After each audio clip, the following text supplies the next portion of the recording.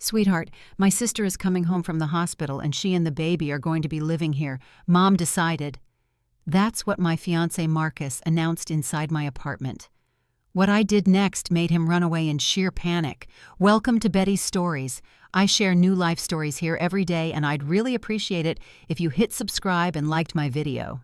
Now, let's jump back into my story. I'm sure you'll love it if you keep listening till the end. Tasha stood in the middle of her living room, staring at the empty patch of wall where her grandmother's photo had hung just yesterday. It was a large portrait in a heavy oak frame, showing her grandmother against a backdrop of peach trees, a harvest basket in her hands, and that special smile that warmed Tasha's heart, even on the worst days. The photo was simply gone. In its place, a light rectangle on the wallpaper that had been hidden from the sunlight for years. "Marcus, where is the photograph?" she called out to her fiancé, who was wrestling with her suitcase in the entryway. "Which one?" He came out, wiping his hands on his jeans, and something strange, something like guilt, flickered in his eyes. "My grandma's. The one that was right here." Tasha pointed at the wall. "Oh." Marcus scratched the back of his neck, avoiding her gaze. "I took it down. The frame cracked while I was cleaning. I took it to the shop. They'll fix it in a few days." Tasha frowned. The frame was solid oak, strong, sturdy. Her grandmother had commissioned it herself from a craftsman years ago. How could it just crack? "Show me the crack," she demanded. "Can we not do this right now?" Marcus spread his hands, irritation audible in his voice. "The frame is at the shop, remember? I'll show you when I pick it up. Why don't you go relax? You look tired after your business trip." Tasha stood there, unable to tear her gaze from the empty space on the wall. A knot tightened in her stomach, a feeling of deep unease stirring within her, but she forced herself to calm down. Maybe it really did crack. Anything is possible. She was too exhausted to start a confrontation right now. She walked into the bathroom, opened her vanity cabinet, and froze. Half of her creams were gone. Her favorite $45 toner had vanished. The $70 serum she had bought only a month ago. Even her eyeshadow palette was missing. "Marcus," she called out, louder than she intended. He appeared in the doorway looking wary. "What? Where is my makeup?" "I told you I was cleaning," Marcus shrugged. "Anything that was expired, I tossed." "The serum was not expired. I bought it a month ago. $70. Tasha." He stumbled over her name and corrected himself. "I don't know. Maybe you packed it for your trip, or maybe I accidentally tossed it without noticing. Buy new stuff. What's the big deal?" Tasha clenched her fists until her knuckles hurt. $70. That was almost her entire weekly grocery budget. Just tossed, without noticing. She wanted to say something cutting, but she held back. She was too tired for a fight. 5 days of travel, where she'd spent morning until night settling conflicts between vendors, listening to complaints, and compiling reports. She needed a shower and sleep, not an argument. "Fine," she ground out through clenched teeth. Marcus visibly relaxed, nodded, and quickly left. Tasha closed the bathroom door, turned the shower to hot, and sat down on the edge of the tub, burying her face in her hands. What was going on? Why was he acting so strange? Even at the airport, he had met her with that guilty look, stayed quiet the whole ride home, and answered questions with a single word. Now this. The missing photo, the makeup, the ridiculous excuses. She undressed, stepped under the hot spray, and closed her eyes.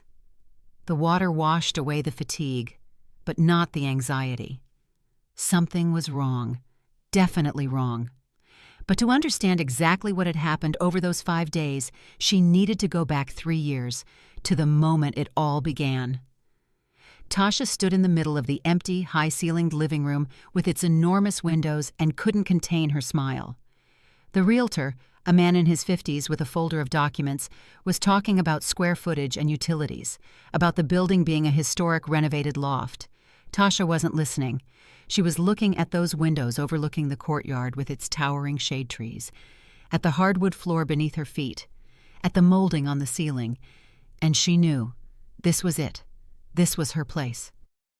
"I'll take it," she said, cutting the realtor off mid-sentence. "You don't want to see other options?" he asked, surprised. "I have 2 more listings in this area. One is even cheaper." "It's not necessary. I'm taking this one." She had gotten the money for the initial down payment from selling her grandmother's small wooded lot outside of Athens, Georgia. It was a tiny piece of land with a rickety wooden cabin. Tasha had visited every summer as a child. She remembered the smell of raspberries and dill, the peach trees behind the house, and her grandmother on the porch with a book. Her grandmother would read aloud The Three Musketeers, The Count of Monte Cristo, and Captain Blood. She taught Tasha to tell birds apart by their calls. That's a blue jay, that's a thrush, that's a mockingbird. She baked apple pies from her own garden, and Tasha could still remember the taste of those pies, sweet, crumbly, with cinnamon. When her grandmother passed, Tasha couldn't bring herself to sell the property for 6 months. She drove out on weekends, mowed the grass, patched the fence, and whitewashed the old stove. But in the end, she realized she had to either sell it and invest the money into something meaningful, or the cabin would just be overgrown with weeds and fall apart within a couple of winters. The first option was better. She sold it quickly. The lot was in a nice area, not far from a lake. The buyer didn't even haggle and paid immediately. Tasha took the money, put it in the bank, and started looking for an apartment. She was deadly tired of renting.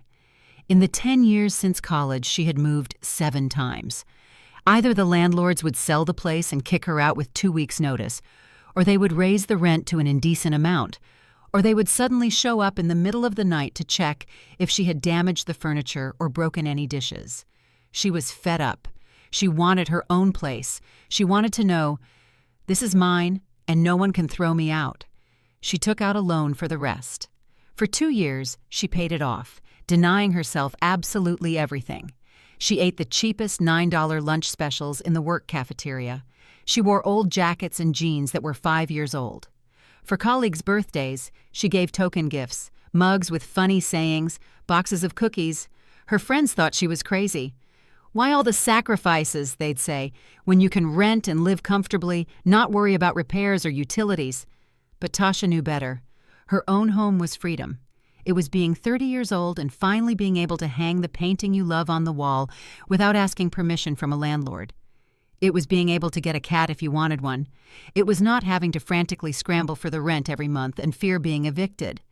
She put the apartment solely in her name. The deed bore her name, Tasha Caldwell, no one else. She had only been dating Marcus for a couple of months then, and the thought of putting him on the documents never even crossed her mind. He didn't ask either. Marcus had entered her life unexpectedly.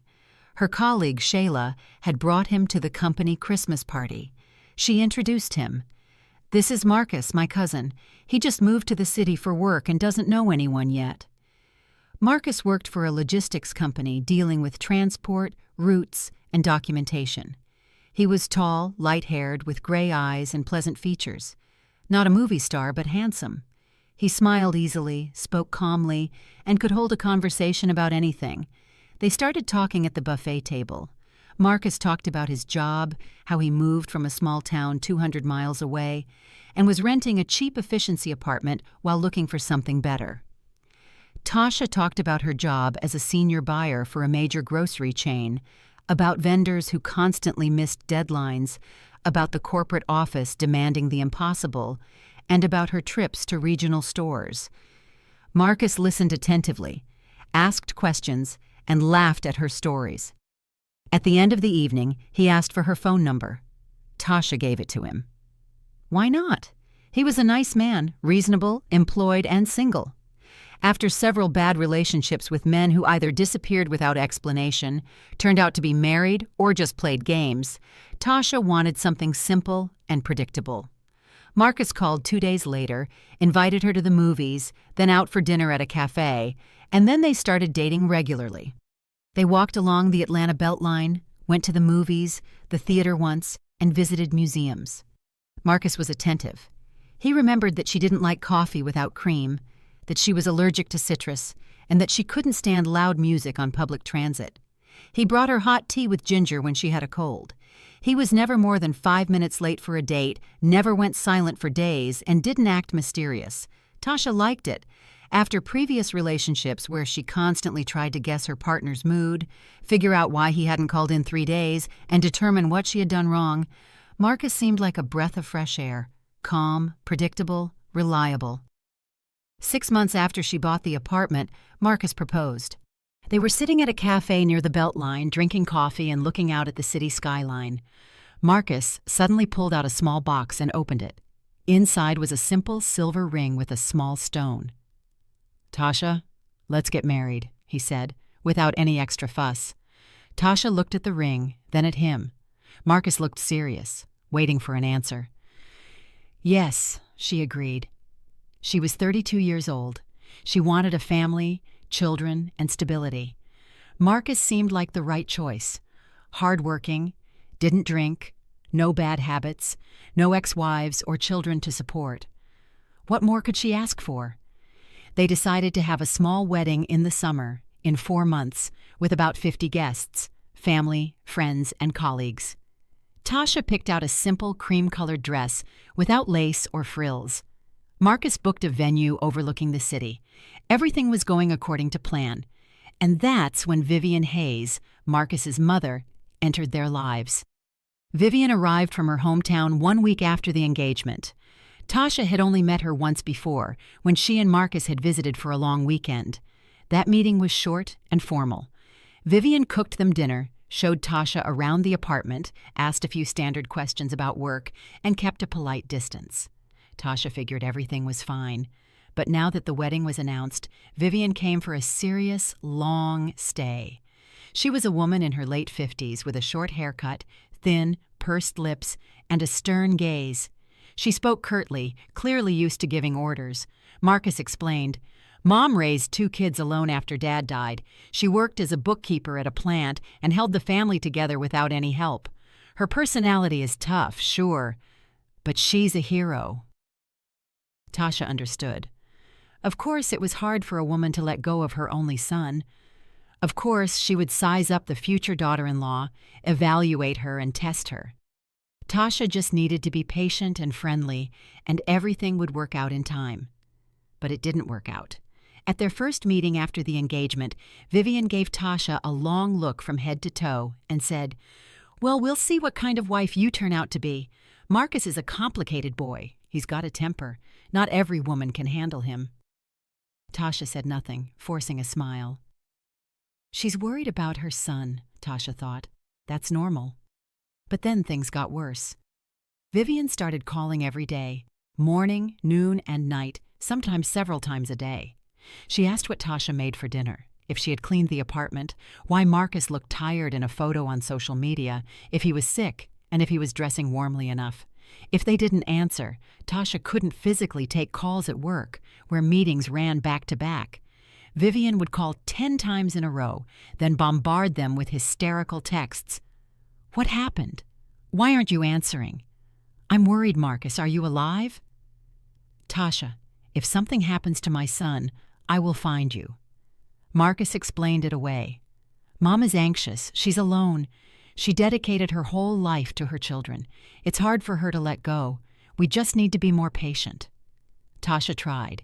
She invited Vivian over, cooked her favorite dishes, fried potatoes with mushrooms, cabbage rolls, beef stew, and gave her gifts for holidays, scarves, hand creams, boxes of candy. Vivian accepted everything with a sour expression and always found something to complain about. The stew is over-seasoned. The apartment isn't cleaned well enough. See that dust on the top shelf of the bookcase? The gift is the wrong color. She asked for a beige scarf, not brown. Does Tasha have no taste at all? Tasha gritted her teeth and stayed silent. Marcus was also silent. Only once did he say, "Don't pay attention to her. Mom is just like that. She has to say something. It's just her anxiety." But one day, Tasha accidentally overheard a conversation between Vivian and Marcus in the kitchen. She came out of the bathroom, was walking down the hall, and heard her future mother-in-law's voice. "It's strange that she hasn't gotten pregnant yet. You've been living together for 6 months. Maybe something is wrong with her. You should make her go to the doctor and get checked out. What if she's infertile? Then why would you even need her?" Tasha froze in the hallway, gripping the doorframe. Everything inside her squeezed into a ball of ice. She and Marcus had indeed been trying to start a family. They had been trying for a full year. Tasha had visited her OB/GYN, had tests done, and taken vitamins. Marcus had also been checked. The doctors shrugged. Both were healthy. Everything was fine. They just needed to wait. Maybe stress, maybe the environment, maybe something else. Pregnancy was unpredictable, and it didn't always happen quickly. Tasha knew this. And now she heard her future mother-in-law declaring her infertile and useless. Marcus replied with something vague like, "Mom, come on, it'll happen, don't worry." He didn't defend Tasha, didn't say anything sharp, just mumbled and fell silent. Tasha walked back into the bathroom, closed the door, sat on the edge of the tub, and stayed there for a long time, holding her head in her hands. Hurt, anger, and pain boiled inside, but she forced herself to calm down. Fine. Vivian is worried about her son. She wants grandchildren. That's understandable. I shouldn't take it personally. It will all work out over time. But it didn't work out. Marcus's sister, Aaliyah, was 7 years younger than him, 23 years old, and worked as a salon manager. About 2 years ago, she married a guy named Darnell, a long-haul trucker. Vivian spoke about him with pride. "Darnell is a hard worker, a golden boy. He makes good money. He bought a truck, and soon they'll save enough for a house." Aaliyah and her husband were renting a one-bedroom on the south side of the city in an old, run-down brick building overlooking the parking lot. Tasha had seen the apartment once when she and Marcus visited. A tiny kitchen, a cramped bathroom, and the wallpaper was peeling in places. There were moisture stains on the ceiling. Aaliyah complained that she wanted her own place, that she was tired of paying rent, but they didn't have money for a down payment. Darnell made decent money, but he was constantly on the road. He was home once every 2 weeks, and the money went to rent, food, and his truck payments.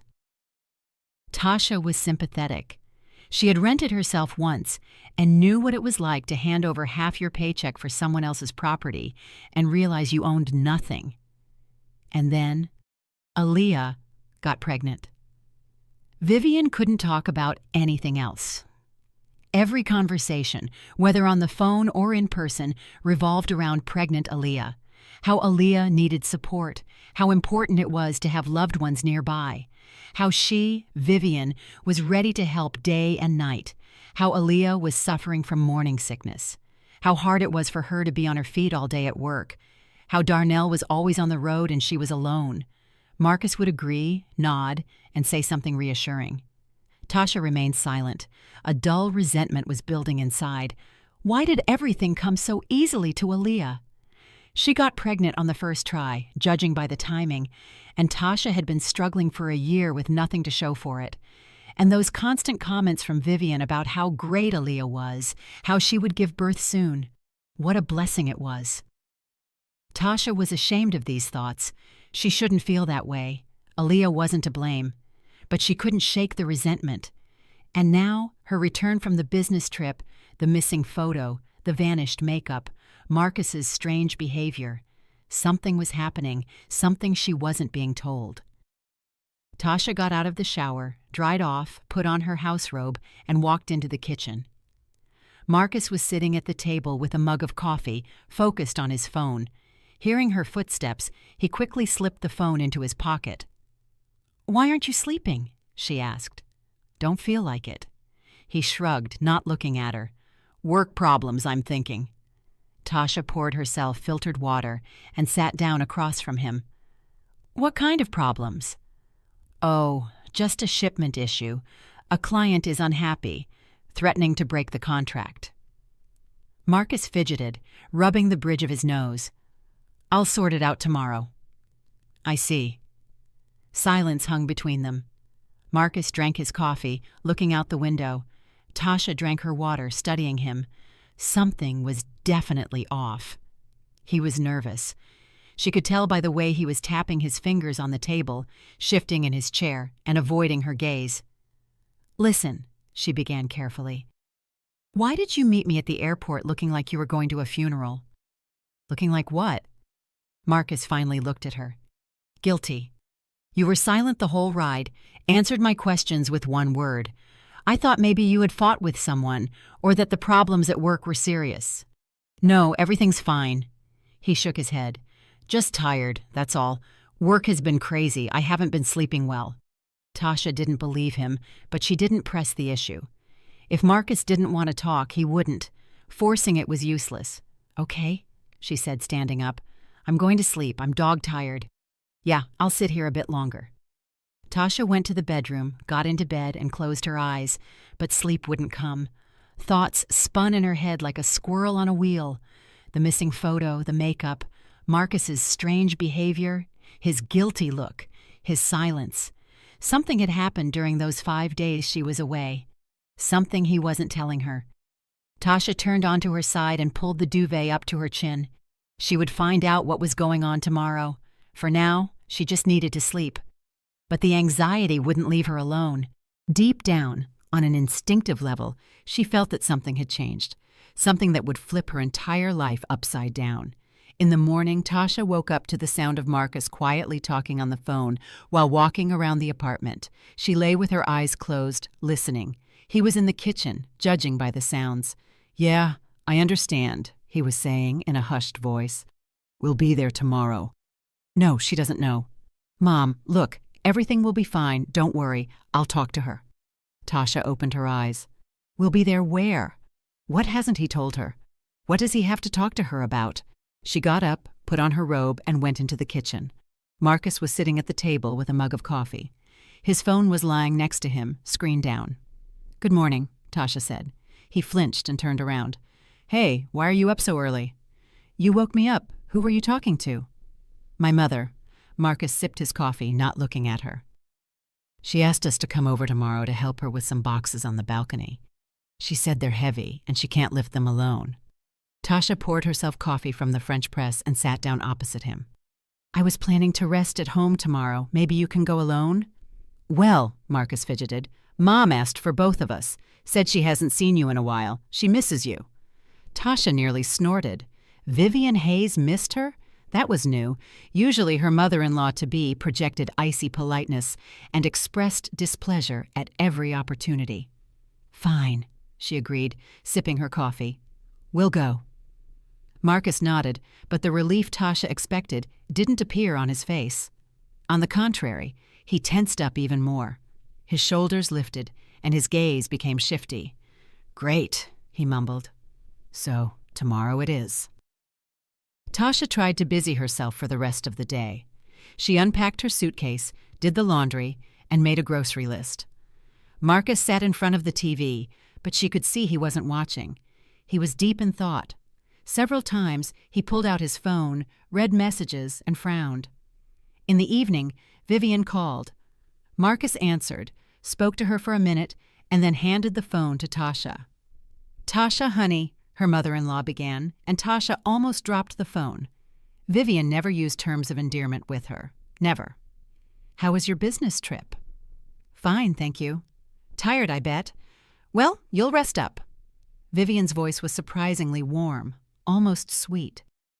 Marcus told me you're coming tomorrow. I'm so glad. I've been wanting to talk to you. You know, a heart-to-heart, woman-to-woman chat. Tasha gripped the phone. Vivian Hayes had never had a heart-to-heart with her, ever. She always kept her distance, always cold and formal. And now, suddenly, a woman-to-woman chat? All right, Tasha answered cautiously. We'll be there. Wonderful! Vivian even laughed. I'll brew some tea and bake some cabbage rolls. I'm looking forward to it, my dears.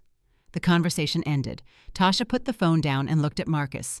He quickly turned away, burying his face in the TV screen. She's strange today, Tasha said. Who, your mother? Too sweet, not like her at all. That's a good thing, then.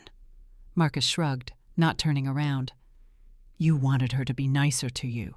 Now she's trying. Tasha didn't reply. Yes, she had wanted that, but this sudden kindness didn't cheer her up. On the contrary, it worried her, because it was unnatural, forced, as if Vivian was preparing for something and putting on a show of warmth. That night, Tasha couldn't fall asleep for a long time. She lay looking at the ceiling, listening to Marcus's even breathing next to her, thinking about the trip tomorrow. What would happen there? Why Marcus was so nervous? About the missing photo that he supposedly took to the shop, even though the frame was fine, and about the makeup he supposedly threw away by accident. She closed her eyes and tried to sleep, but the anxiety wouldn't let go. Something was going to happen tomorrow. She felt it deep in her gut, something that would turn her life upside down. The morning was gray and chilly. Tasha woke up to Marcus already bustling in the kitchen, rattling dishes, turning on the kettle, and opening and closing cabinets. She lay there for another 10 minutes, looking out the window at the low sky, which looked ready to start raining at any moment. She didn't want to go anywhere. She wanted to stay home, curl up in a blanket, and watch an old movie, but she had promised. She got up, splashed cold water on her face, trying to shake off the remnants of sleep, and looked at herself in the mirror. Her face was tired, with shadows under her eyes. She should have gotten more sleep instead of tossing and turning all night with ridiculous thoughts in her head. She dressed in jeans and a dark green top and tied her hair back in a ponytail. In the kitchen, Marcus was already finishing his coffee, standing by the window. Seeing her, he nodded. "Ready?" "Almost." Tasha poured herself tea and ate a slice of toast with cream cheese. She didn't feel like eating, but she needed something in her stomach. "What time are we leaving?" "In half an hour. Mom expects us by 1. Marcus was still standing there, unmoving, looking down into the courtyard. His hands were in his pockets, his shoulders tense. Tasha noticed that he had avoided her gaze all morning. "Are you sure you're okay?" she asked. "Yeah." He didn't turn around. "Just thinking about work. There are problems with the paperwork. I need to sort it out on Monday." Tasha nodded, though she didn't believe him. She finished her tea, rinsed her cup, grabbed her bag, and checked the contents. Phone, wallet, keys, the set with 3 keys to the apartment, 1 main, 2 spares, and a keychain with the word home. A gift from a colleague 3 years ago when she moved in. They went downstairs and got into the car. The drive to the small town where Vivian lived took about 40 minutes. Marcus drove in silence, occasionally glancing in the rearview mirror. Tasha looked out the window at the flashing houses, shops, and bus stops with huddled people. The city was left behind. The suburbs began, detached homes, garages, empty lots. "How's your mom doing?" Tasha asked, just to break the silence. "She's fine, complaining about her back, says she's tired." "And Aaliyah? When is she due?" "Any day now, maybe even today or tomorrow." Tasha nodded, picturing Aaliyah with her huge belly. "I wonder how she's feeling. Is Darnell even around, or is he on the road again?" They turned onto the familiar street. 5-story brick apartment buildings with peeling entrances, a playground with crooked swings, and a corner store with bars on the windows. Vivian's building was at the end of the street, the last one. Marcus parked near the entrance and turned off the engine. "Let's go," he said, and got out of the car first. Tasha followed him. They went up to the 3rd floor on the narrow staircase with scuffed walls. Marcus rang the doorbell. Vivian opened it almost immediately, as if she had been standing there waiting. "There you are," she exclaimed with a wide smile that Tasha found completely unnatural. Come in, my darlings." The apartment was small, an entryway, 1 living space, a kitchen, and a shared bathroom. Vivian had lived here alone since her husband passed away. Marcus had offered for her to move in with them, but she refused. She said she didn't want to bother anyone, that she was used to her own little corner. "Take off your coats, we're having tea," Vivian bustled. "I baked cabbage rolls just the way you like them, Marcus, honey." Tasha took off her jacket and walked into the kitchen. There was indeed a plate of savory rolls on the table, a teapot, cups, and a sugar bowl. Vivian fussed by the stove, pouring boiling water into the teapot. Marcus sat down at the table, and Tasha took a seat across from him. "Well, how was the trip?" her mother-in-law asked, putting a cup of tea in front of Tasha. "You must be exhausted." Of course I'm exhausted, Tasha thought. Vivian sat down next to her son, placing a hand on his shoulder. Always running around, living in hotels, eating at restaurants with clients. That's no life for a woman. Tasha remained silent, took a roll, and bit into it. Cabbage and onions, spiced perfectly. Not bad. Now, Aaliyah, for instance, she doesn't travel anywhere, Vivian continued, staring intensely at Tasha. She stays home, takes care of the house. The baby will be here soon. She needs to think about the child, not about chasing a career. Aaliyah doesn't work, Tasha calmly observed. My situation is different. Yes. Vivian nodded, and something unpleasant, a hidden accusation, crept into her voice. You have a career, money, an apartment. She pronounced the last word with a specific emphasis, and Tasha felt a knot tighten in her stomach. What is she talking about? Mom, we didn't come here to talk about that, Marcus quickly interjected, and Tasha caught the nervousness in his voice. I wasn't saying anything bad. Vivian waved her hand dismissively. Just having a conversation. Speaking of which, Marcus, honey, why don't you go check on those boxes on the balcony? I stacked them by the wall, but they're heavy, and I can't lift them alone. Marcus got up and left. Tasha remained at the table, alone with Vivian. Silence descended. The mother-in-law sipped her tea in small sips, her eyes never leaving Tasha. You know, Tasha, honey, she began, setting her cup down. I've always believed that family is about everyone helping each other. Younger ones caring for older ones for younger ones, when you don't divide things into mine and yours. Tasha remained silent, feeling the tension build. Her heart started beating faster. Well, Aaliyah is having a baby soon. Vivian leaned forward, folding her hands on the table. She needs support, decent living conditions. But she and Darnell are living in that dump on the south side. I visited last week. It's just awful. Damp, cold, wallpaper peeling off, mildew in the corners. Can you really bring a newborn baby home to that? They can look for another place, Tasha replied cautiously. Rent something better. With what money? Vivian snapped, and all her sweetness instantly evaporated. They don't have any. Darnell is barely scraping by, and Aaliyah is on maternity leave. The rent eats up everything, and here you are. She pointed a finger at Tasha. Living downtown in a 3-bedroom. Some rooms are just sitting empty. Tasha gripped her teacup. So, that's what this is about. This is my apartment, she said quietly but firmly. So what if it's yours? Vivian frowned. Marcus is your husband. Well, your fiancé, so it's his too, your family. I bought the apartment before the engagement. It is only in my name. What difference does it make whose name is on the deed? The mother-in-law raised her voice, and red spots appeared on her cheeks. Family should help each other. Or do you only think about yourself? You career women, you don't need a family. All you care about is counting money. Tasha felt anger rising inside her. She put her cup on the table and clenched her fists beneath it. I have helped your family many times, both with money and favors, but my apartment is my apartment. See? Vivian exclaimed triumphantly. Mine. You're an egoist. Where is Aaliyah and the baby supposed to live? On the street? They have a rental apartment. That dump with a newborn? Vivian grabbed Tasha's arm across the table, squeezing hard enough to hurt. Do you understand what you're saying? This is a newborn baby. Tasha yanked her arm back. I'm going to check on Marcus.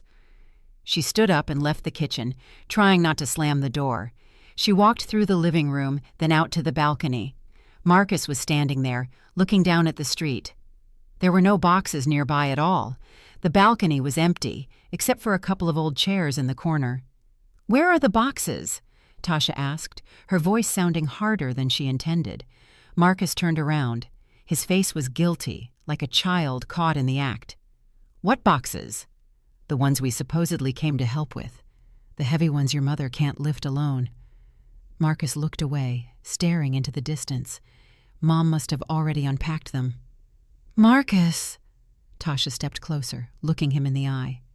What is going on? Why did we really come here? He stayed silent, pulled his phone out of his pocket, looked at the screen, and pressed his lips together as if gathering his courage.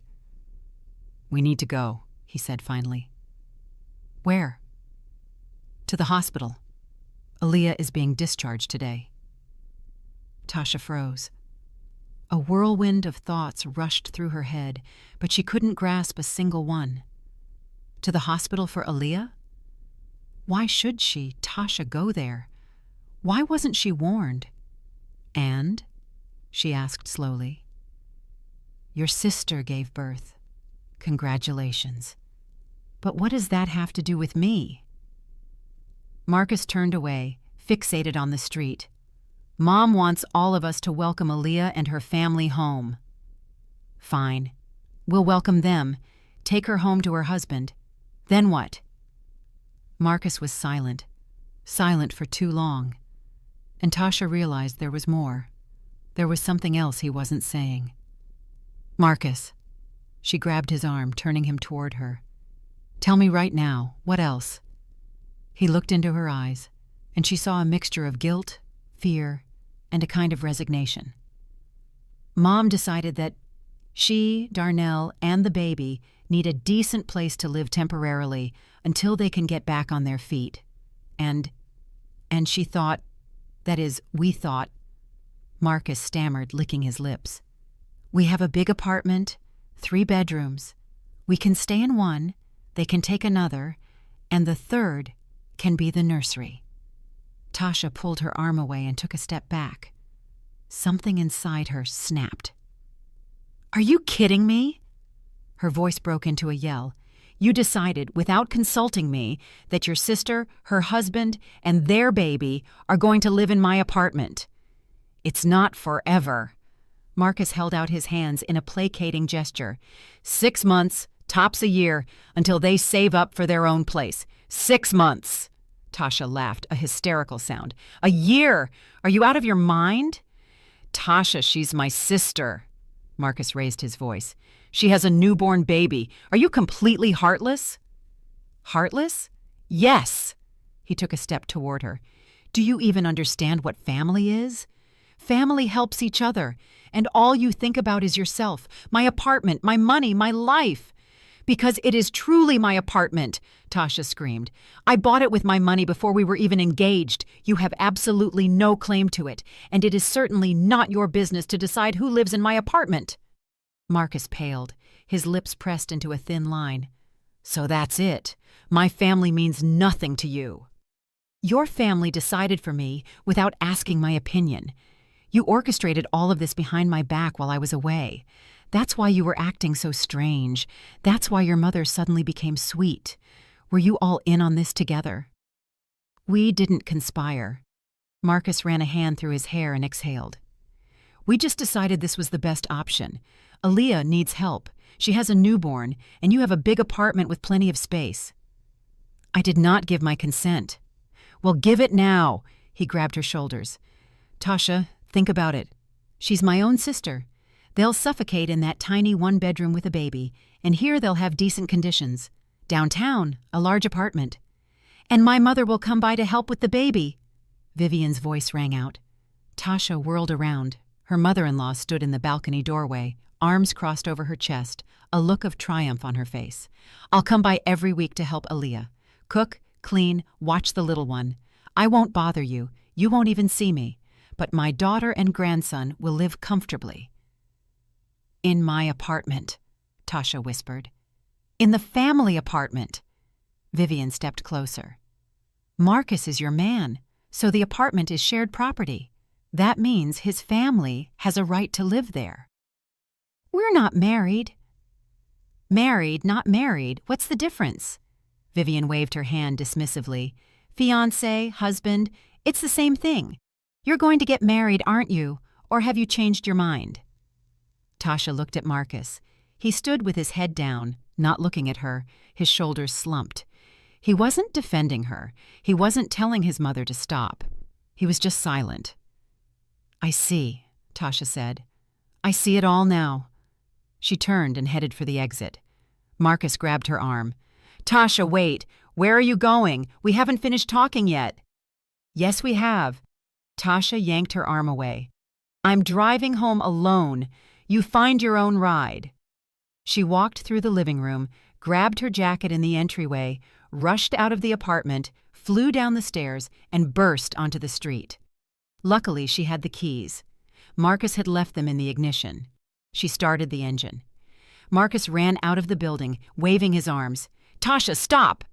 She hit the gas. The car shot forward. In the rearview mirror, she saw Marcus's face, bewildered and frightened. Let him stand there and think about what he's done. All the way home, Tasha drove on autopilot, not thinking about the road. Thoughts were racing, colliding, and stumbling over each other. They decided for her. They set everything up behind her back. Marcus talked to his mother, planning how they would move his sister in with her. And she, Tasha, was just supposed to agree because family, because baby, because she was heartless. The photograph, the makeup. Now, it all made sense. Vivian had visited the apartment while Tasha was away, preparing the space, removing Tasha's personal things so Aaliyah wouldn't feel like a guest. She took down the grandmother's photograph because the frame didn't match the decor. She threw away the makeup, freeing up space in the vanity. And Marcus knew. He knew all this time and stayed silent. He didn't stop his mother, didn't tell Tasha the truth, just hoped she would agree. Because how could she possibly refuse? Tasha drove into her building's courtyard, parked by the entrance, and sat for several minutes, gripping the steering wheel, trying to catch her breath. Her heart was pounding. Her hands were trembling. She got out of the car and went up to her apartment. The home was quiet, empty. She walked into the living room, looked at the light rectangle on the wall, where her grandmother's photo had hung. She went into the bathroom, opened the vanity. Half the shelves were empty. She returned to the bedroom and opened the clothes closet. Marcus's clothes hung next to hers. His shirts, jeans, and jackets. He had been living here for almost a year, having practically moved in after they got engaged. She pulled a large duffel bag from under the bed and began removing his clothes from the hangers, stuffing them into the bag, shirts, jeans, sweaters. Then she went to the bathroom and gathered his razor, shower gel, shampoo, and toothbrush. She went to the kitchen and took his mug out of the cabinet, the one with his company's logo. Her phone rang. "Marcus." Tasha declined the call. A minute later, it rang again. She declined again. Messages started coming through. "Tasha, come on, let's talk calmly. You don't have to react this way. It's family. You can't be so selfish." Tasha blocked his number and continued packing. Sneakers, slippers, socks from the dresser, everything into the bag. When she finished, she looked at the clock. 2 hours had passed. Marcus should have left by now. Maybe he took a cab? Maybe his mother drove him to the city. He would be here soon. Tasha sat down on the sofa in the living room, put the bag of his things by the door, and waited. 40 minutes later, the doorbell rang. Tasha went to the door and looked through the peephole. Marcus, alone. His face was anxious. She opened the door, leaving the security chain latched. "Tasha, please open up," he begged. "Let's talk." "There's nothing to talk about." "What do you mean, nothing?" He tried to peer through the crack. "I understand you're angry, but—" "I'm not angry." Tasha looked at him calmly. "I just realized something. That you are not the man I thought you were. That you allow your mother to make decisions for us. That you intended to move your relatives into my apartment without asking my consent. That you are a liar." "I'm not a liar," Marcus protested. "The photograph didn't crack." He stayed silent. "Your mother threw it away." He fell silent. "She threw away the makeup too?" "Yes. She was getting the place ready for Aaliyah." Marcus remained silent, looking down. "Exactly." Tasha pointed to the bag by the door. "Those are your things. Take them and go." "What?" He finally looked up. "Tasha, are you serious?" "Completely." "But we were going to get married." "We were. Now we're not. The wedding is off." "You can't just do this." Marcus gripped the doorframe. Because of what? Because I wanted to help my sister? Because you wanted to take control of my apartment without my consent? Because you lied to me? Because you didn't defend me against your mother? I shouldn't have to choose between you and my mother. You already chose. Tasha began to close the door. Take your things and leave. She closed the door. Marcus knocked and rang the bell. Tasha leaned her back against the door and closed her eyes. Everything inside her was shaking, but she held firm. A few minutes later, the knocking stopped. She heard him leave, looked through the peephole. The hallway was empty. She returned to the living room, sat on the sofa, pulled out her phone, and texted their mutual friends. The wedding is off. Personal reasons. Don't call. Then she put the phone down and sat in silence for a long time. An hour later, the doorbell rang again. Tasha didn't answer. Then the intercom buzzed. "Open the door!" Vivian Hayes' voice screamed. "We will talk right now!" Tasha declined the call. Her phone was blowing up with calls from unknown numbers. She didn't answer. A text message came from Marcus using a strange number. "We need to talk. Aaliyah is being discharged in 2 hours. We need to go get her." Tasha typed a reply. "Pick her up yourselves. I have nothing to do with it. And don't ever come to my door again. I'm leaving your things with the doorman." She picked up the bag of his belongings and went downstairs. The doorman, an older woman named Mrs. Johnson, looked at her in surprise. "Tasha, honey, what happened?" "Marcus will pick up his things. Please give them to him." "Did you two fight?" "We broke up." Tasha placed the bag on the floor. "If he tries to come up to my apartment, please don't let him. I'm going to have the locks changed." "Oh, Lord," Mrs. Johnson gasped. "But you were going to get married." "Not anymore." Tasha returned to her apartment, locked the door with all the deadbolts, and secured the chain. She went to the bedroom, lay on the bed, and stared at the ceiling. What did she do? She kicked out her fiancé a month before the wedding, refused to help a young woman with a newborn baby. Everyone would call her a heartless egoist, a career woman who didn't care about family. But inside she felt calm, strangely calm, as if a huge burden had been lifted from her shoulders. She had done the right thing. If she had agreed, it would never have ended. First Aaliyah and the baby for a month, then Vivian visiting for a week, then someone else. No one would ever have asked for her opinion. No one would have respected her. The apartment would have stopped being her territory and would have turned into a boarding house for Marcus's family. No. This is her home, her life, her boundaries, and no one has the right to violate them. The phone rang again. An unfamiliar number. Tasha answered. "Hello?" "Aaliyah," a woman's voice screamed. "Because of you, we have nowhere to go now. I have a newborn baby. Are you out of your mind?" Tasha quietly hung up and blocked the number. By evening, the calls stopped. Apparently, they realized she wouldn't change her mind. Tasha got up, went to the kitchen, brewed some tea, sat by the window, and looked out at the courtyard, the shade trees, and the evening city, wondering what would happen next. And what would happen next was life, her life, without Marcus, without his overbearing mother, without strangers in her apartment. There would be work, friends, and peace.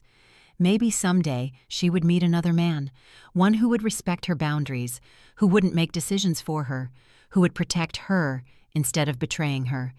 But for now, there was tea, silence, and the feeling that she had finally done what she needed to do. The next morning, the doorbell rang again. Tasha looked through the peephole. Marcus, with a large suitcase. She opened the door on the chain. "I'm here for the rest of my things," he said grimly. "Wait downstairs. I'll gather them and bring them down." "Tasha." He looked at her imploringly. "Can we just talk this out?" "There's nothing to talk about. Wait downstairs." She closed the door, gathered his remaining belongings, the books, chargers, music CDs scattered around the apartment, and put them in a box. She went downstairs and handed it to him. "That's everything," she said. "There is nothing else of yours here." Marcus took the box, stood for a moment, looking at her. "My mother says you'll regret this." "Tell her I won't." "We took Aaliyah to my mother's place. They'll live as 3 in that small apartment. Don't you feel bad?" "No." Tasha looked him in the eye. "Because that is not my problem. You decided everything for me, without me.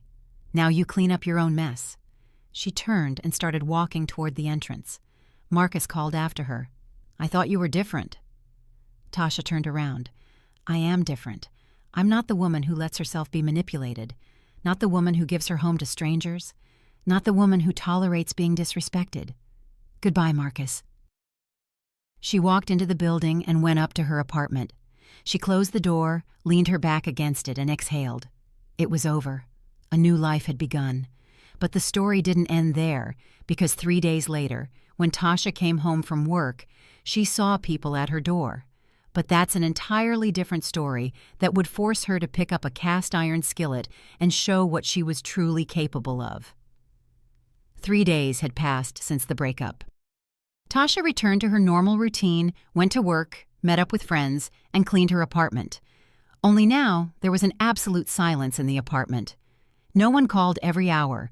No one told her that she wasn't cleaning the floors properly or cooking dinner correctly. Her friends reacted to the breakup differently. Shayla, the one who introduced her to Marcus, was upset. "You could have compromised, Tasha. I mean, they could have just stayed with you for 6 months." But most supported her. "You did the right thing. It's your apartment." They were completely out of line. Tasha didn't explain the details, simply stating, "Incompatible views on life, period." At work, no one noticed anything. She continued to settle conflicts with vendors, compile reports, and attend negotiations. Life went on. And then this evening, as she returned home from work, she reached her floor, turned toward her apartment, and froze. People were standing at her door. Vivian Hayes, Aaliyah with the newborn in her arms, Darnell with huge bags and boxes, and Marcus. Tasha slowly walked closer, pulling out her keys. Everyone turned around. "Well, look who it is," Vivian said venomously. "The homeowner. Finally." "What are you doing here?" Tasha asked. "What do you mean?" Marcus took a step forward, a look of self-assured entitlement on his face. "Sweetheart, my sister is coming home from the hospital, and she and the baby are going to be living here. Mom decided." Tasha looked at him, at his confident face, at her mother-in-law's smug smile, at Aaliyah with the baby, at Darnell with their belongings. They had come. They had just shown up with their things and planned to move into her apartment without her consent because Mom decided. Something inside Tasha clicked. She turned, opened the door, and walked into the apartment. She went straight to the kitchen, opened a cabinet, and pulled out a heavy cast-iron skillet, the very one she had inherited from her grandmother. She weighed it in her hand. Heavy, substantial. She returned to the door. Marcus was already in the entryway with one of the bags, preparing to walk farther in. Tasha raised the skillet. Tasha stood in the entryway with a heavy cast-iron skillet in her hands. Marcus froze, dropping his bag. Vivian, who was already squeezing through the door with a box, stopped dead in her tracks. "What are you doing?" Marcus asked, his voice trembling. Tasha raised the skillet higher. It was her grandmother's old one, cast iron, weighing about 3.5 pounds. Heavy, solid, it could crack a skull if she really tried. But Tasha wasn't planning to crack any skulls. She just needed to show how serious she was. "I'm doing what I should have done immediately," she said in a calm, icy voice. "No one is going to live in my apartment. I already told you that. You didn't listen. You thought I would change my mind, that I'd be scared of a scene, that I'd pity the baby." "Tasha, are you crazy?" Marcus backed away. "Put the skillet down." "I'm not crazy. I am absolutely of sound mind." Tasha took a step forward, and everyone instinctively backed up into the hallway. "I told you nicely, take your things and go. You didn't want to. You all decided you could just show up and move in here without my consent, into my apartment." "It's the family apartment," Vivian yelled, but a hint of fear entered her voice. "Marcus is your man." "Marcus is no one to me. We broke up. The wedding is off. He's not listed on the lease, not on the deed, and has no claim to this apartment whatsoever." Tasha shifted her gaze to her mother-in-law. "And neither do any of you. You have 30 seconds to clear out." My daughter has a newborn baby. Vivian pressed the box to herself like a shield. Are you really that heartless? Your daughter has a husband, a rental apartment, and a mother with a place to live. Let them live there, but not here. Tasha swung the skillet slightly toward the stairs. Now all of you get out. Right now. You have 30 seconds. You wouldn't dare, Vivian began, but Tasha cut her off. I would dare. I will call the police. I will explain that you are trying to break into my apartment against my will. I will explain that you already entered here without my knowledge while I was away and threw out my belongings. Do you think the police will take your side? Marcus paled. He realized she wasn't bluffing. She would really call the police, and then they would have serious trouble. Tasha, let's talk calmly, he began. 20 seconds, Tasha cut him off. We can reach an agreement. 15. But this is absurd. 10. Tasha raised the skillet over her head. 9. 8. Marcus, she's a psychopath, Vivian shrieked. We're leaving. 7. 6. Darnell, who had been silent the whole time, grabbed his bags. Let's go, he muttered. Got mixed up with a crazy woman. Aaliyah started crying, holding the baby close. The baby also started whimpering, as if sensing the tension. 5. 4. Marcus, grab your things, his mother commanded. Marcus grabbed the bag he had dropped and backed toward the stairs. Tasha followed them, not lowering the skillet. 3. 2. They ran. Vivian was the first to bolt for the stairs. Aaliyah and the baby followed. Darnell, with the bags, came next. Marcus hesitated, turning back. You'll regret this, he yelled. 1, Tasha said, and swung the skillet forward slightly. Marcus spun around and scrambled down the stairs, nearly tripping on a step. Tasha walked to the railing and looked down. They were already running out of the building, scurrying toward the car, shoving their things inside. She returned to her apartment, closed the door, locked all the deadbolts, secured the chain, leaned her back against the door, and slowly slid to the floor, still holding the skillet. Her hands were shaking. Her heart was pounding as if she had run a marathon. Tears streamed down her cheeks. She hadn't even noticed when she started crying. From tension, from relief, from anger, from hurt. But she had done it. She had defended her boundaries and refused to be crushed.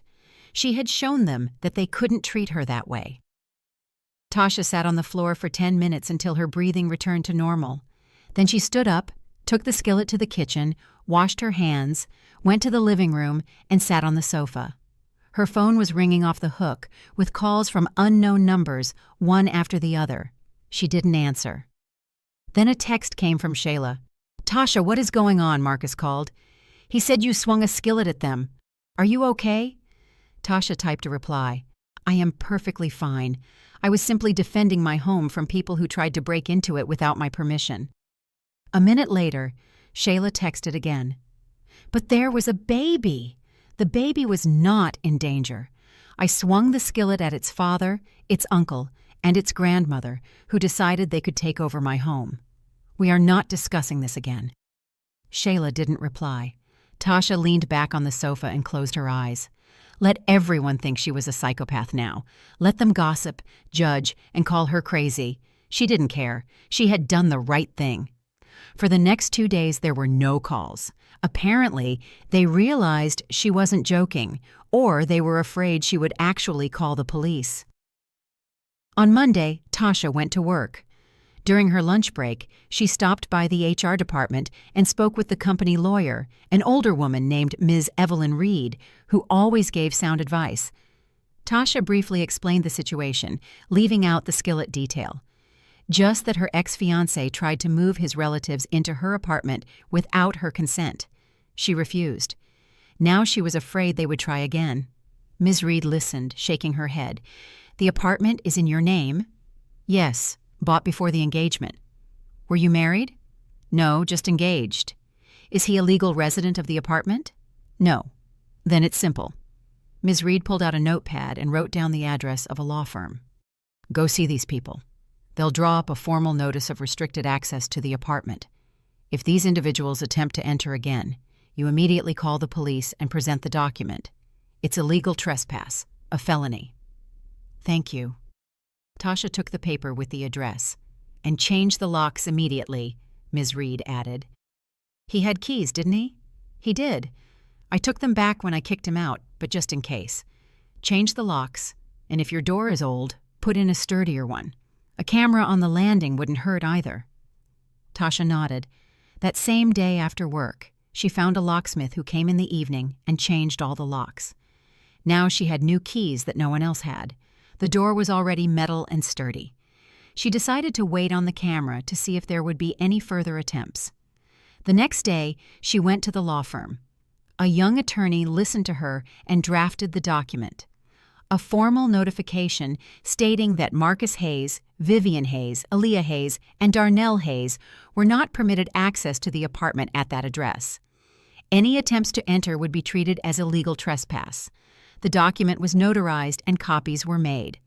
Tasha sent one copy by certified mail to Vivian's address, a second to Aaliyah's address, and kept the third.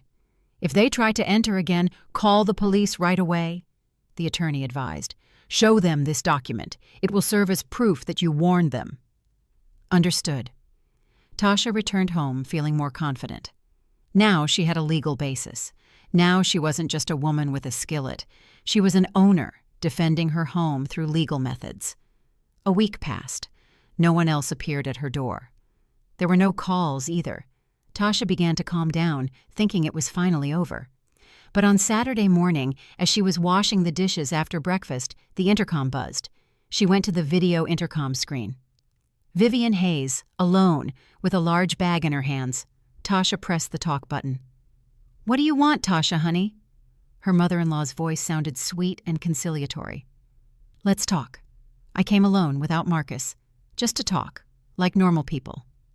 "We have nothing to talk about." "But of course we do." Vivian looked directly into the camera. "I baked your favorite cabbage rolls. Let's have some tea and discuss everything calmly." Tasha hesitated. On one hand, she didn't want to get involved, but on the other, maybe the woman really came to reconcile and wanted to apologize. "I'm coming up." Without waiting for an answer, Vivian opened the building door. Tasha cursed under her breath. Fine, she thought. I'll listen to her, but I won't let her in the apartment.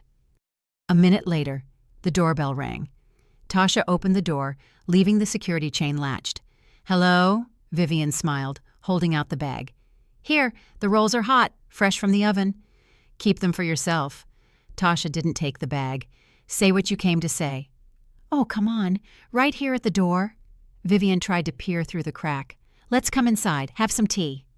"No, say it here, or leave." Vivian sighed, putting the bag on the floor. "All right, Tasha, honey, let's just let bygones be bygones. We both got a little overheated back then. You got overheated.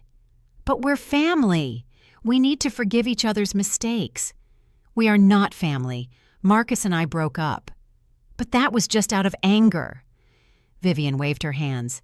"You'll make up. Everything will be fine. Marcus is so upset he can't sleep. He goes to work like a zombie. That's his problem. Tasha, please, be a human being." Her mother-in-law shifted her tone to pitiful. "Aaliyah and the baby are suffering in that one bedroom. The infant cries day and night. It's cold and damp. Darnell is on the road again and left her alone. I can't be there all the time. I have work. I have my own home. And you have a big apartment here, with empty rooms." "Stop." Tasha raised her hand. "Are we talking about this again? Haven't you learned anything? Just for a month." Vivian grabbed the door chain. "Please, just for 1 month, until they find something better. You're not a monster." "No." Tasha began to close the door. "And don't ever come back. I sent you a formal notice of restricted access. Did you receive it?" "What?" Vivian looked confused. "The certified letter. The legal document. It states that you and your family are not permitted access to my apartment. If you try again, I will call the police." "You?" The mother-in-law's face turned crimson. "How dare you?" "Very easily. This is my apartment, my rules. Get out and don't reappear."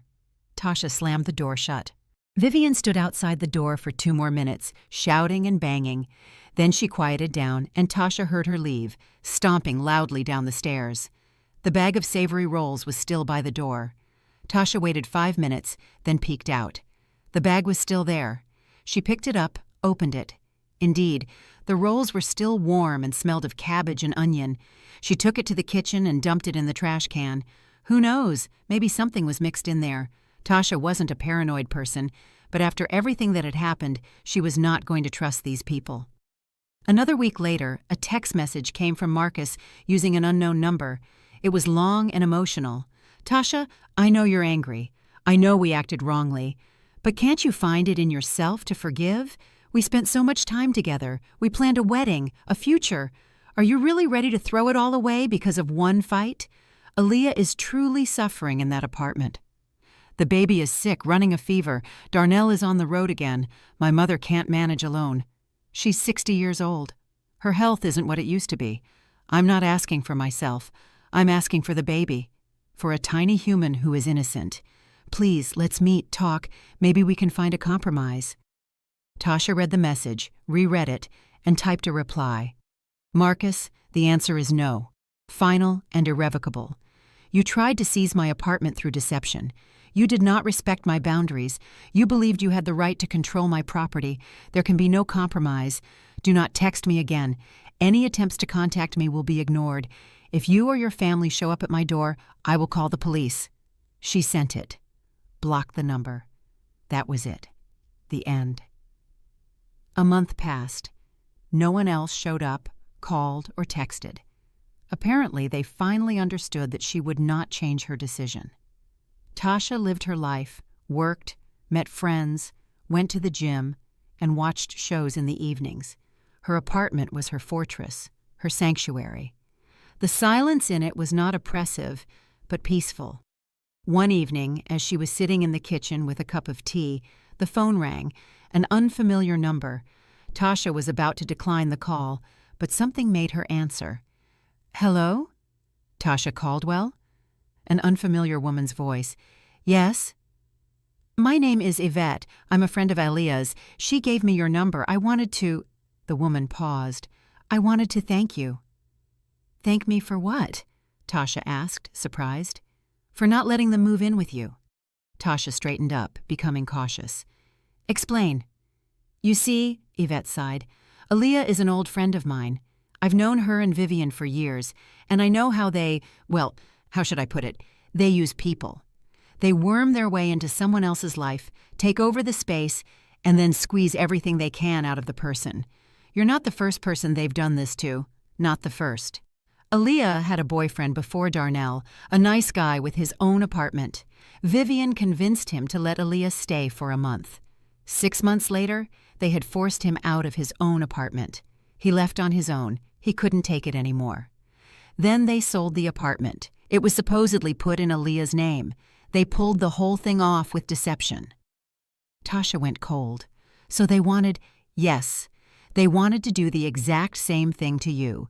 Move in, dig in, and then gradually make your life so miserable that you'd move out of your own apartment. Vivian is a master manipulator. She would have pressured you, caused scenes, made life unbearable, and Marcus would have stood by and done nothing, as always. Tasha was silent, processing the information. "I'm telling you this because I think you should know," Yvette continued, "who you got rid of. You did absolutely the right thing, even with the skillet." "Aaliyah told me," Yvette laughed. "She said you were a psychopath, but I told her, the psychopath is the one trying to take over someone else's apartment with a newborn baby. And you, Tasha, you are a normal person defending what's yours."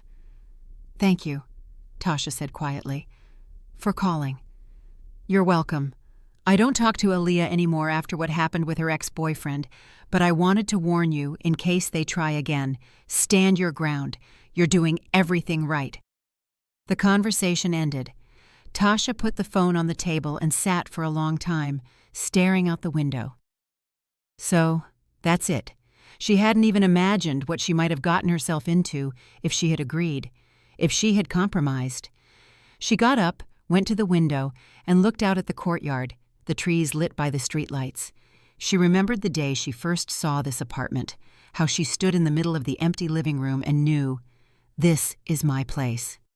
And she had defended that place, stood her ground, and refused to be broken. 3 months had passed since the day she kicked Marcus out. Tasha sat on the sofa with a cup of coffee, watching an old movie. A new photograph of her grandmother hung on the living room wall. She had found the negative in an album, took it to a photo studio, had it printed, and put it in a beautiful frame. Her grandmother looked down from the photo, smiling, and Tasha smiled back. Her grandmother would have understood. Her grandmother would have said, "You did the right thing, girl. Never let people trample your boundaries." The phone rang. An unfamiliar number. Tasha answered cautiously. "Hello?" "Tasha," a man's voice, pleasant and slightly husky. "My name is Malcolm. Ms. Evelyn Reed from your company suggested I call you. I'm a real estate lawyer and I handle boundary disputes. I'd like to meet and discuss your situation with your ex-fiancé if you're interested." "The situation is already resolved," Tasha replied. "They're not bothering me anymore." "I know, but I would advise drawing up some additional documents, just in case. We could meet on neutral ground at a coffee shop if you'd like, just to talk." Tasha thought, why not? It can't hurt. "All right, when is convenient for you?" They agreed to meet for lunch the next day. Tasha hung up and looked at her grandmother's photo again. Life goes on. Now, without Marcus, without his toxic family, without manipulation or pressure. Free. Finally free. The next day, Tasha met the lawyer at a small cafe downtown. Malcolm Jennings was a man in his early 30s, tall, with dark hair and a calm gaze. He spoke professionally, without unnecessary words. They discussed the situation. Malcolm advised her on a few more legal details: how to protect the apartment from any claims, what to do if Marcus tried to take her to court, though his chances were zero, and how to formalize additional legal guarantees. The conversation was businesslike and constructive. But as they were saying goodbye, Malcolm suddenly said, "You know, Ms. Reed told me your story, and I want to say you did the right thing.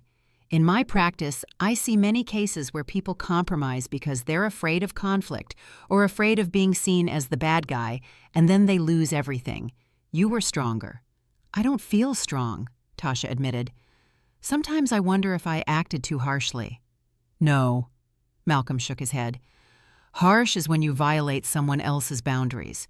When you defend your own, that's normal. That's healthy." They said goodbye. Tasha left the cafe with the feeling that she had done everything right, that she shouldn't blame herself for her firmness, for the skillet, or for refusing to help.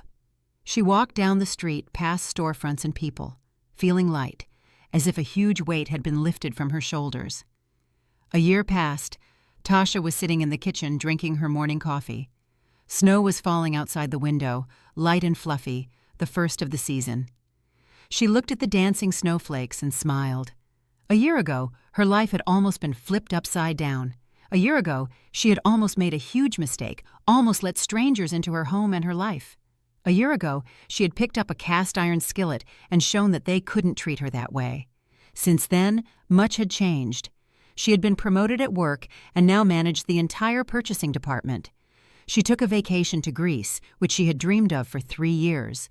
She signed up for Italian classes and got a cat, a fluffy orange tabby, who was currently curled up asleep on the windowsill. Most importantly, she was happy, truly happy in her apartment, in her life, and within her boundaries. There was no sign of Marcus. She heard through mutual acquaintances that he was dating some other woman. She didn't envy that woman. She only hoped that she would turn out to be a tougher nut to crack than Tasha had initially appeared. Her phone rang. "Malcolm." "Yes, the lawyer." They had been dating for 6 months. They weren't rushing anything, just getting to know each other. He was calm, reliable, respected her space, and never pressured her. "Hello," Tasha answered. "Good morning, how are you?" "Great. Looking at the snow, drinking coffee." "Wonderful. Listen, I wanted to ask, maybe we can have dinner tonight? There's something I need to talk to you about." "Something serious?" Tasha smiled. Something important, but nothing scary. Okay, I'll be waiting. She hung up and looked at the snow again. Life goes on. A beautiful, interesting, full life. Her life. And no one could take it away from her again. And the cast-iron skillet still hung on a hook in the kitchen, just in case. I'm really glad you're here and that I could share my story with you. If you liked it, show me by liking the video and subscribing to my channel. Let's see how many of us there are. Write in the comments which city you're watching from and what time it is. I'm so curious to know where all you wonderful people are tuning in from. If you want to support me a little extra, you can also send a small donation. I share new life stories for you every single day, and now 2 of my most popular stories will pop up on the screen so you can choose what to watch next.